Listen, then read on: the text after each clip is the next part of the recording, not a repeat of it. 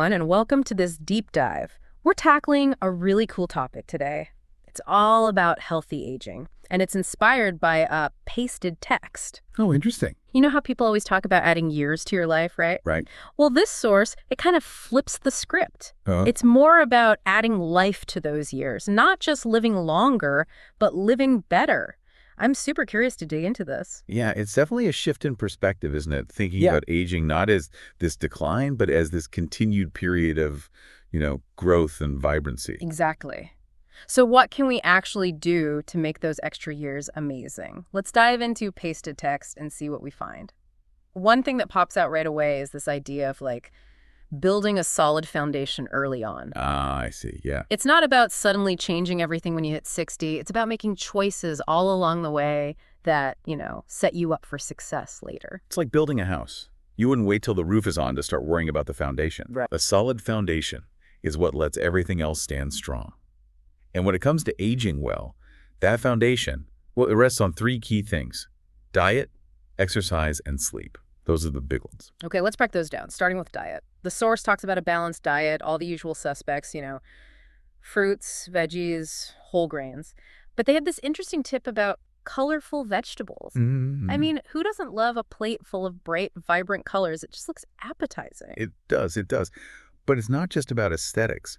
Those colors often signal a high concentration of antioxidants. Antioxidants? Yeah. Think of them like tiny warriors in your body. Yeah. They fight off these things called free radicals. Free radicals? Yeah, they're unstable molecules that can actually damage your cells. And that damage contributes to aging and even some diseases. So, loading up on colorful veggies, it's like sending a whole army of antioxidants to protect you. So it's not just about looking good. Yeah. It's about feeling good and protecting yourself. Exactly. The Yeah. powerful combination. Yeah, it really is. But I gotta be honest, sometimes just knowing something's good for me, it's not enough to actually, motivate me. I hear you. Sometimes we need to see the tangible benefits, right? For sure. What about you? Well, let's take exercise. The source recommends at least 150 minutes of moderate exercise a week, which sounds like a lot, It does. but it breaks down to about 30 minutes a day, 5 days a week. Okay, that's more manageable. But does that 30-minute walk really make a difference in the long run?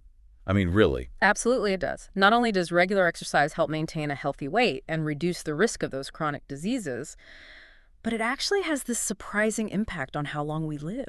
Really? Yeah, and for the average person, those 150 minutes, they burn roughly the same amount of calories as a small piece of chocolate cake.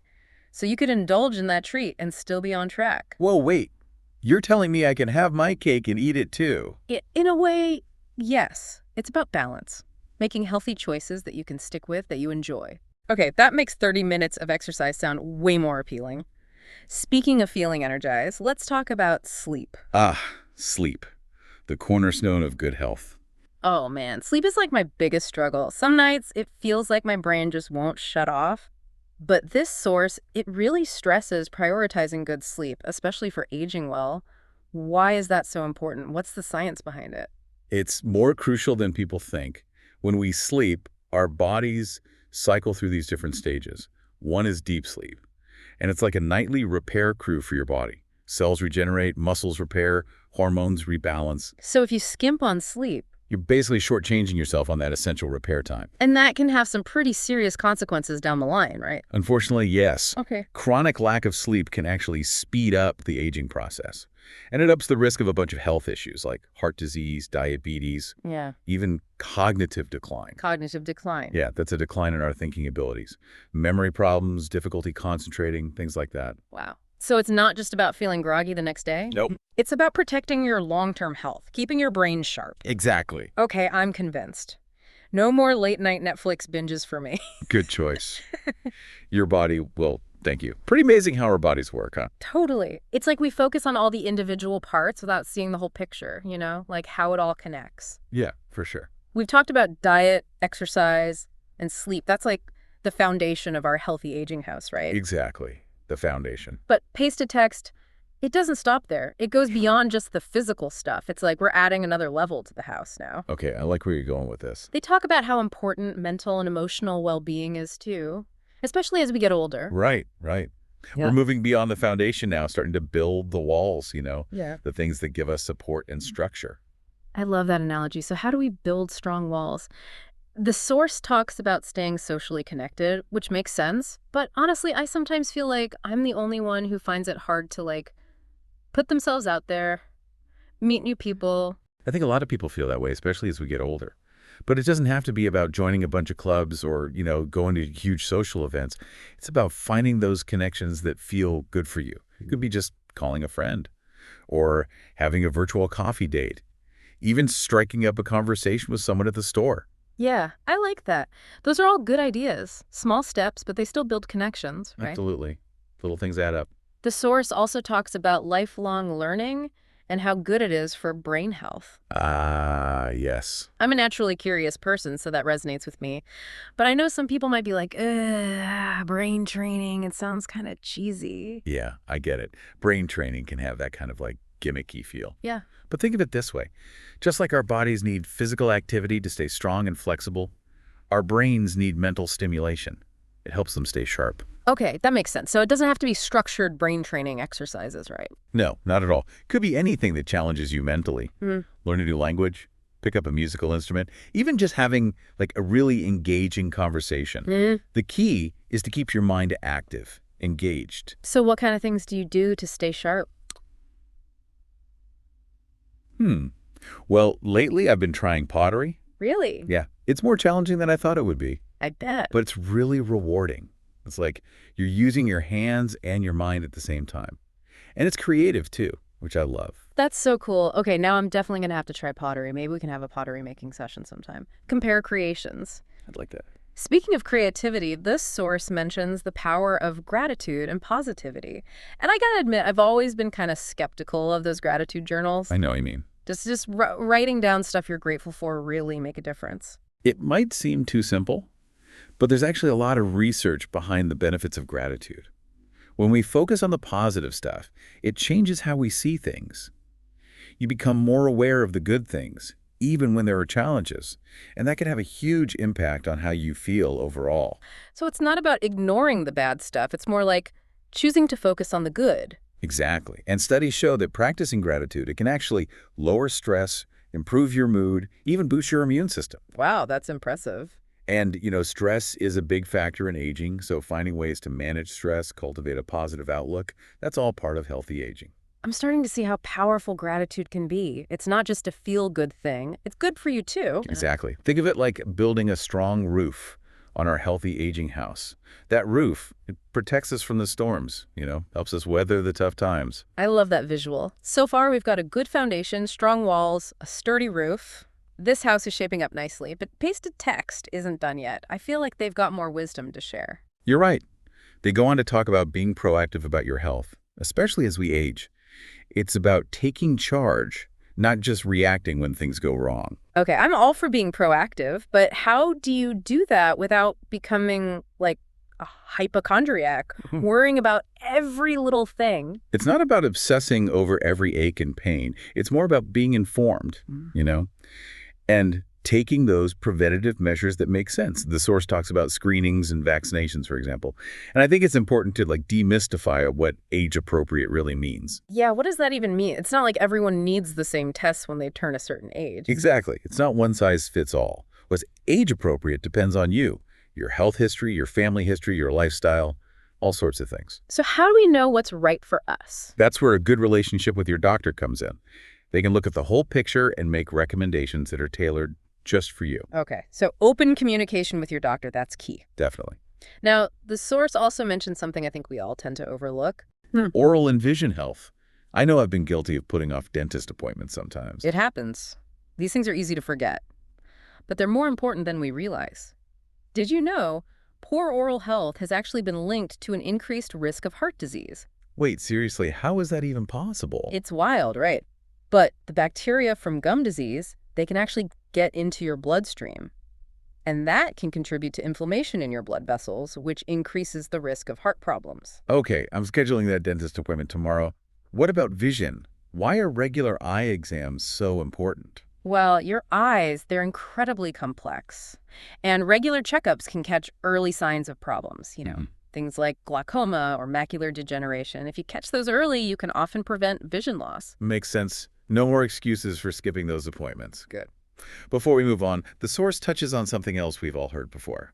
Ditching bad habits, like smoking or drinking too much. The classics. Yeah, but they frame it in a way that I really like. It's not just about stopping bad habits, it's about replacing them with healthier ones. Ah, I like that. What are some examples that come to mind? Well, instead of reaching for that cigarette when you're stressed, maybe try a quick meditation or some deep breathing exercises. And instead of that evening cocktail, how about a relaxing cup of tea or a nice walk with a friend? Those are good ones. It's about finding those healthy alternatives that you actually enjoy, things that add to your life, not take away from it. Exactly. It shouldn't feel like deprivation. It should feel like a positive choice.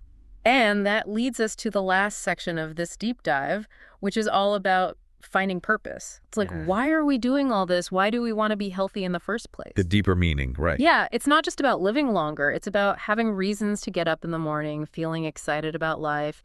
And the source gives some concrete ways to cultivate that sense of purpose. Like what? Well, one is setting goals. But the word goals, it can feel kind of intimidating sometimes. Like it has to be this big, huge thing. Yeah, I get. But goals can be anything, right? Absolutely. It could be as simple as learning a new recipe every month, or finally taking that weekend trip you've been talking about, or picking up a hobby you used to love. It's about finding something you want to achieve and then taking steps to make it happen. I love that. It's about finding those things that make you feel alive, whether they're big or small, and even just sharing those goals with someone. It can make them feel more real. Accountability is powerful. It is. And speaking of powerful, the source also highlights the impact of giving back. Giving back. That's something I've been thinking about a lot lately. It's like this source is reading my mind or something. It's a powerful concept, isn't it? It is, but I always get stuck on the how. The how. Yeah, I want to make a difference, but where do you even start? I get that. It's easy to feel overwhelmed.